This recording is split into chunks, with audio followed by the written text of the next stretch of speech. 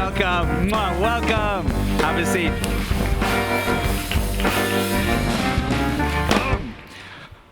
Oh, how nice is this, huh? Fantastic. This is cool, right? Yeah. This is a good stage. Not too bad. So many amazing people here. We all want to know the question, do you miss the corporate world? No. The startup game is tough, surely. You're like, oh, what am I doing? No, not No? yet. Take me back to then. So, you were in the corporate world, safe, secure, comfortable, probably. Why the hell did you start a startup? Well, sometimes I ask myself the same question, but maybe, when you're young and have lots of energy. No, I think when you probably, many of you have had the feeling that you feel the life just kind of passes by.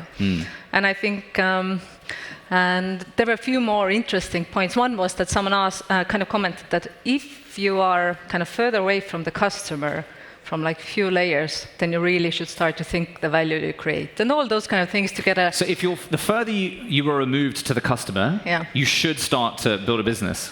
Yeah, maybe. Okay. Exactly. That's an interesting one. But that could make sense, actually. Why? Yeah, so riff on that one. Why would that make sense? No, it's also how deep in a large organization, in the catacombs of everything you actually are, kind of have buried yourself.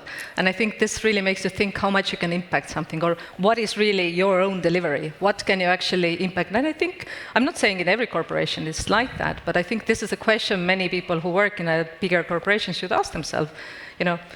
Do I actually know what is my delivery? Yeah, KPIs even not to mention. So, and I think the kind of feeling that what can I actually do myself was something I was starting to feel quite a bit when I was in the end of my kind of corporate journey. If I go away from there, what can I do? What would actually people pay money to kind of get as a service? So this is a good question to ask from yourself once in a while. And it's an interesting kind of thing to think about, a narrative, because we live in a world that popularizes entrepreneurship, right? It's sexy to be an entrepreneur. It's popularized. I mean, call it founder porn, if you will. Do your passion, live your dream, right? The realities of that are not really discovered until you do it, right? But also at the same time, the reality of that is, if you're in the corporate world, raise your hand if you work in a corporate. Give us a wave. Let's have some fun. Okay, there's a few corporates in the room. Raise your hand if you're an investor. Raise your hand if you're an investor. Okay, keep your hands up. Founders, I'm selling that photo. You don't have to go and meet them in meeting rooms. They're all here. Come to me afterwards. 10 euros a picture. But seriously, you're in the corporate world, and it's the trade-off. It's the opportunity cost to make that step in towards entrepreneurship. Has it been an opportunity cost for you, or have you seen the benefits, and what are those? Well, I think every person is different. For me, everybody who knows me more probably asked the question, how on earth did I end up in a corporation? Because I always had this kind of drive to get things done and to really kind of break through the walls. So I think for me, the journey of doing what I'm doing today is the best thing ever. So never know where we're going to end up. But if I go to bed in the evening and wake up in the morning, I know that I'm in the right place both ways. So. Okay, and that place you're in is Catch It, right? Yeah. Who's heard of Catch It here? Give us a wave. Woo, got a good share from a team member, I guess. Yep, I love it. Strategic. Top tip for anyone on a talk show ever. Get your friends and family in the audience. Sounds like you're loved by everyone. Genius. But on that topic, I used to work in communication, but just there you go. So this is all, you know what you're doing. You strategically positioned them up at the top row there.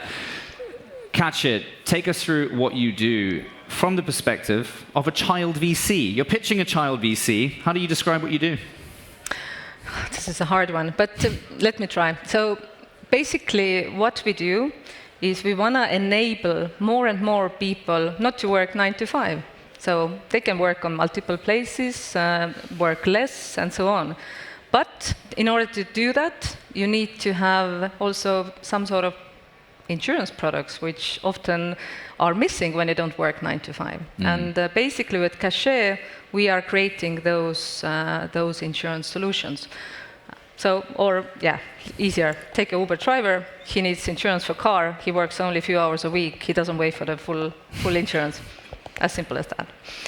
So but largely we are aiming to build insurance around the person, being how they work and how they act. So it's much more personalized, not just statistics. So this is our goal, core goal. So if you think about yourself, how many times you insure some things, and actually, have you ever thought of that? Have you looked through how many times you kind of insure some property? Probably credit card, probably home, many other things. So there's lots of this kind of overlap. And then what we kind of went into with my co-founder Kalle to identify that, wow, there's a whole new segment like gig economy growing. Lots of people work completely random, but they are not covered properly. They have to buy full-time insurance. Yeah. And this didn't make sense. So we went in, we started to look deeper what we can do about it. And obviously, no one is evil. Everybody's just a bit lazy or a bit kind of don't want to think how to fix the complicated problems. So we took few and started to work on those. Okay. I'm curious about the use case for this because, Jorand, I'm going to tell a story. Play my background music, please. Using the band. I sold my company in 2020. True story. End of the year. I did what every self-respecting exited founder would do, Hedi. I took some time off, some me time, invested in this, all of the above. You know what I discovered? I wasn't insured. I wasn't. I did nomading in Lisbon for 6 to 8 months and Barcelona for the rest of the year. I went to Cape Town and skydived up there, and I never knew if I was insured or not because I don't know if the system's designed for us, is it? No. Is that a good use case for you? Oh, we are really in sync, aren't we? That was good. But the use case is that I was traveling for 2 years, nomading, Airbnb-ing for 24 months. And my insurance covered me for 10 weeks, and then my equipment was through my company, but then if you leave the country for a certain amount of time... So is that sort of the use case where someone... This is one of the use cases. Cachet today don't do exactly that, but the kind of situation described quite a bit of what's happening in many segments. Similar thing is if a person works in multiple different countries, how is your pension coming together? You know, you need to work X amount of years in order to qualify something, and why? We are one person, one kind of data pattern that we leave behind. Why doesn't that come together with us? Why is it kind of distributed everywhere around? So there's multiple use cases. So if you take the work, I work in, the easiest is, let's say, everybody knows Bolt drivers, obviously in Estonia. No Bolt driver, actually in most countries, works only on Bolt. They often work on other platforms as well, and that means their data is just spread. And how can you evaluate the risks as a kind of, if you do want to do it more flexible, when you don't know the data? You have something on Bolt platform, something on, let's say, Uber platform, something on somewhere else. So that's one of the thinking. What is the problem for insurers? They can't do that. They have no idea often where you're traveling, where you're doing. So if this data would come with you, then it's easier to share it with the insurer. So they can actually kind of take advantage of that and use that in their pricing. So it's much more personal. And that's kind of what we are doing. So if you succeed, why is it important that you succeed, actually? I would say for 2 reasons. And both are actually tied with a very big cause. We all understand what's happening in the world of now AI and everything. Lots of disruption in the workplace. I yesterday heard a really interesting term, embedded employee. And embedded employee. Exactly. So, and I think this is something to think about because actually this is real. Because there are lots of people that have taken, part-time tasks in other, also kind of big corporations. So, but end of the day, why we do that is to enable more and more people work flexibly who don't want to work 9 to 5. And if there's many jobs maybe changing, to actually help that out. So many great unicorns can share some resource if needed. So, and on the other angle as well, sharing economy. Everybody wants to own something. Why? But we don't like to share our stuff because we don't trust the other person. And this is one of the core reasons as well, where insurance can actually help you out. Because, I don't know how you would behave in my home if I would lend it to you, but it maybe stands... I bring this with me. Yeah, exactly. Yeah, well, that's fine. That's fine. Then, okay, you sort it. But insuring... So if the kind of... your risks are more collected around you, then... Yeah. And via that, we can really, build a hyper growth in the sharing economy and also this kind of flexible work. what if I have really unattractive insurance things? You know, like I like to skydive. Personalized insurance probably doesn't benefit me, right? I should just go with the masses and fit in amongst the rest and be packaged in the structure. There are exceptions, I agree. Can we do a little under-the-table deal for me? Full coverage, anything allowed? We're not going to discount things. We're not going to you know, it's a personalized risk side. Exactly, yeah. But this game, I mean, you weren't in the insurance industry before, were you? No. Now you're in this heavily regulated insurance game. How has that journey been, educating yourself, becoming regulated in that field? Oh, it's been a journey. I remember some friendly people told me when I think we had just registered the company and already went quite deep in the journey, that says, why you and Kalle went to this one? Haven't you heard the saying that fintech is for kids and insurtech is for grown-ups? And I was like, okay, well, then it is. Yeah, it is so. So there are layers and layers that come out every year. But I think that's the fun part of it. So. Yeah. Have you ever had any hilariously funny requests for personal insurance? Any customer feedback or comments that maybe you can't share, but just share? We promise you won't. The cameras, the red light means it's off. Thank you. I think the funniest was one in the first year. There was one guy calling us and saying that, you know, he was angry that, you know, we don't have a physical office and things like that, and said he demands his green card. Green card is something that the ones that buy car insurance need to have in order to go out from their own main country.